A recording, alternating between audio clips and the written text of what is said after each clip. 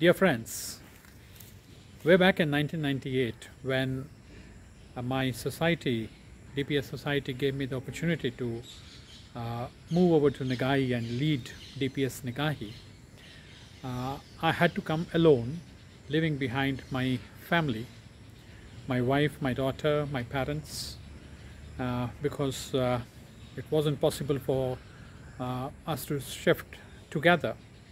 My wife and daughter and parents, they joined much later, somewhere in April 1999. Now, during the time that I was staying in my house in D9 Nigahi, it so happened one of the weekends, it was somewhere around, I think, December, and I took my hair bath, and as it was very cold, I thought of going into the courtyard, and sitting under the sun.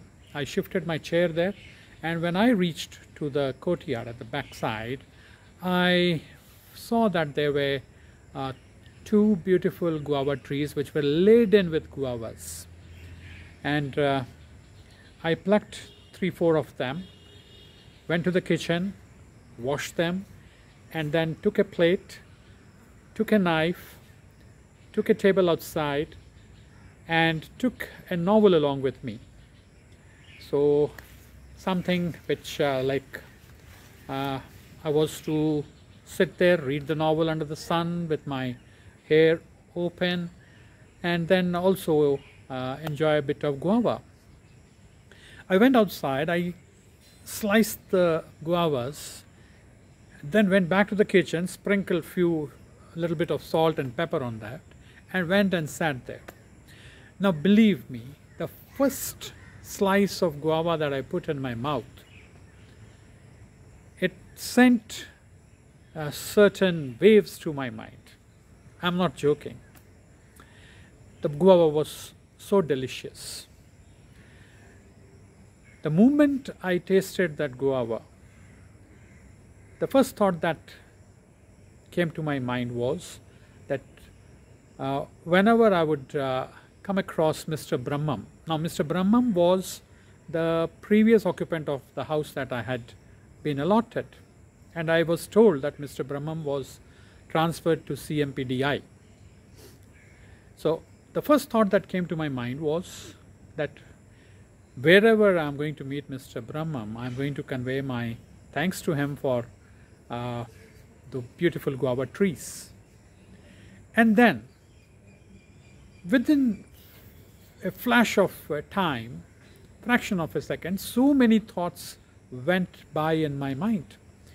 That is, the first thought that struck me was Mr. Brahmam. Then it came to me that why Mr. Brahmam? Brahmam must have been a very busy man. He was HOD of E&M department of Nigahi.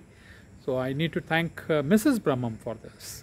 Then it struck me, why Mrs. Brahmam? Mrs. Brahmam must have just guided the gardener. I need to thank the gardener for this. And then it struck me that if I have to thank the gardener, then why not the mason who built that wall over there? Otherwise, some cows would have grazed away the guava tree when it was in the shape of a sapling.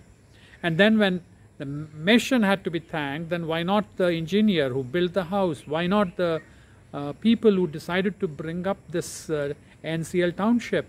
And then why not my society members? Why not my chairman who selected me to come over here? So in fraction of a second, these thoughts came to my mind, and then it also struck me that humanly it may not be possible to thank so many people. Ultimately, I think it's the Lord.